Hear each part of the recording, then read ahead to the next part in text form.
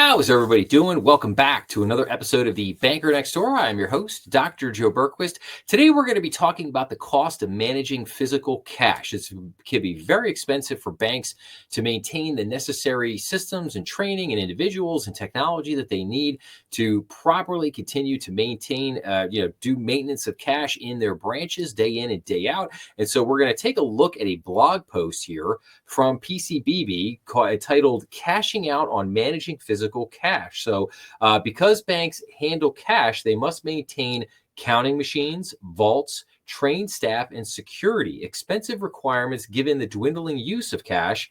How can banks minimize the cost of handling cash? So let's see here. So there's been changing, as banks already know, the number of Americans who use cash for all or most of their purchases is declining at a rate of 14.3% annually. In 2022, 41% of adults said they don't use cash in a typical week. In 2024, cash will likely fuel 16% of transactions, down from 20% in 2021. Even so, cash remains the third most used type of payment behind credit and debit cards. That leaves community financial institutions or banks in a bit of a rough spot.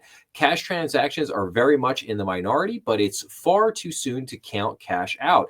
Paper money and coins pose acquisition, security, and storage challenges. How much does a bank need? How will staffers keep it safe? And where will they put it? Financial institutions will ideally have enough cash for their needs, not much more than they require, and not so little that they are caught short when, for instance, customers stop by the branch ATM to get cash. So now the blog post offers some effective strategies for cost-effective cash handling. So the cost of handling cash at your bank branch can add up, and that's often regardless of how many cash transactions you process. From maintaining and electricity for ATMs to security measures on vaults, the cost of keeping your bank's cash safe and about the same, no matter the frequency of use. Here are some strategies to help make your bank cash handling more efficient and budget friendly. So, and I'll just run through these real quick before we get into them. So the first one would be predict demand for cash, number one. Number two, outsource cash optimization. Number three, process cash efficiently. Number four, leverage technology solutions. And then number five, coordinate with cash providers. So let's take a look at these individually now. So predict demand for cash. So surplus funds sitting unused in ATMs and bank branches create unnecessary holding costs, as well as a temptation for thieves. An empty ATM, on the other hand, is an unnecessary frustration for bank customers. Advanced forecasting tools can use real-time data to help banks analyze the patterns in their demand for cash, respond to fluctuations in demand, reduce costs, and make sure that only the cash they need is available to customers at their locations. These can also predict peak withdrawal periods like seasonal events and economic uncertainties when individuals prefer to have cash on hand. Number two, outsource cash optimization. So outsourcing cash handling to specialized service providers offer bank branches a strategic way to reduce operational costs while maintaining high standards of security and efficiency. These providers bring advanced technologies and expertise to streamline processes, minimizing the need for extensive in-house resources and reducing the risk of errors or theft. By outsourcing, branches can also shift the responsibility of regulatory compliance and secure transportation to professionals, allowing employees to focus on core banking activities. This approach not only optimizes cash handling operations, but also ensures a seamless and secure experience for both staff and customers. Now, I'll be honest with you guys, I hate this option. I don't like it at all. I don't like the idea of outsourcing your cash. I don't understand how that is going to, reduce or shift the responsibility of regulatory compliance and secure transportation to professionals. I mean, at the end of the day, if that vendor that, basically, so you're using a third-party vendor. So if that third-party vendor were to lose all of your cash or it gets stolen or whatever, you're going to have a lot of regulators, authorities, and just a lot of people asking you, a lot of questions. Why did you use this company? What methods did you use to hire them? How did you make sure that they were good at what they do? Maybe they're not so good at what they do because they got robbed or they lost your money or whatever. so and again, I just yeah, I don't really like that, this whole concept of outsourcing cash optimization. I don't think that really works. I mean, and you're going to have to pay somebody a lot of money to do that. You're going to have to pay somebody a lot of money to manage the money that the bank should just be doing in the first place. So yeah, I don't really agree with that one. So process cash efficiently. So manual sorting and reconciliation are time consuming and error prone. So outsourcing the task is one option. Here we go again with the outsourcing. Another is a cash recycler, also known as a teller cash machine, or TCR. It accepts and dispenses cash, automatically counting and authenticating bills that a teller deposits into it. It stores the cash until the teller needs it. A smart safe is a similar product, though it doesn't make the cash available to be redispensed. But cash recyclers and smart safes are bulky and can be complicated to use, which is a stress busy employees don't need. They also have limited operational speeds and storage capacities. So yes, the TCR, or teller cash machine, has become a very popular thing in the banking industry in the last, say, 7 or 8 years, and they can be good. Like, they can be good and they can save you time.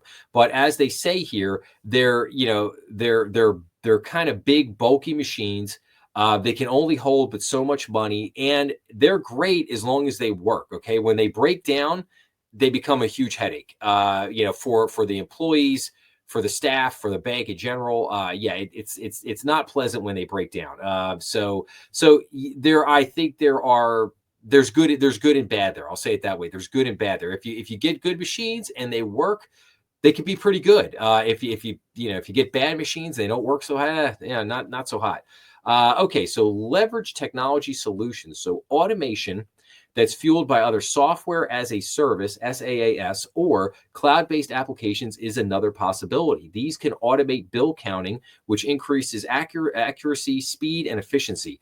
Bank cash management costs go down, and staff are free to do higher value and more interesting tasks. Advanced automation software features can also help banks spot bills that are torn or worn out and identify counterfeit currency. That can help minimize a bank's financial losses and give extra assurance that daily cash counts are correct. So coordinate with cash providers. So software integration can help you accurately schedule cash pickups and drop-offs so that you're not caught with too much or too little cash. Getting just the cash you need on a predictable schedule also lowers the amount you're paying to store and protect surplus cash, as well as your transportation and delivery fees. And then the article wraps up here by saying, consider the risks and the trade-offs. So while automation and outsourcing can cut costs, really, I don't know that to be true.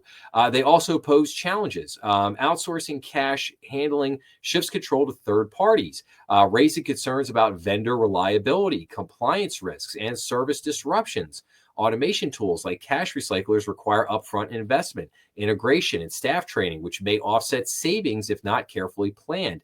To mitigate these risks, banks should evaluate vendor agreements, assess long-term ROI, and ensure smooth staff adoption. Additionally, reducing manual cash handling can limit teller customer interactions, impacting service in relationship-driven branches.